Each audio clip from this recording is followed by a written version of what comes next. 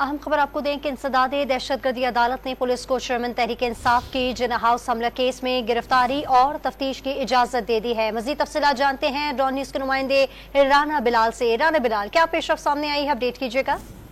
हाँ बिल्कुल जी, लाहौर पुलिस ने चेयरमैन तहरीक इंसाफ की जिन्ना हाउस हमला केस में उन्हें गिरफ्तार करने और तफ्तीश करने के लिए लाहौर की इंसदाद दहशतगर्दी अदालत से इजाजत मांगी है। और DIG लाहौर पुलिस ने इंसदाद दहशतगर्दी अदालत में एक तहरीरी दरखास्त दी है जिसमें यह मौक़िफ़ उन्होंने अपनाया है कि चेयरमैन तहरीक इंसाफ इस वक्त अटक जेल में अपनी सजा काट रहे हैं और जिन्ना हाउस हमला केस में उनसे तफ्तीश करना मकसूद है, इसलिए अदालत चेयरमैन तहरीक इंसाफ को गिरफ्तार करके उनसे तफ्तीश की इजाजत दे।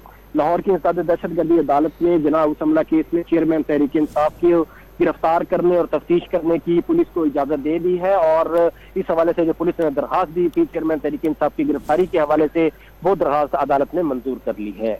जी, बहुत शुक्रिया आपका राना बिलाल।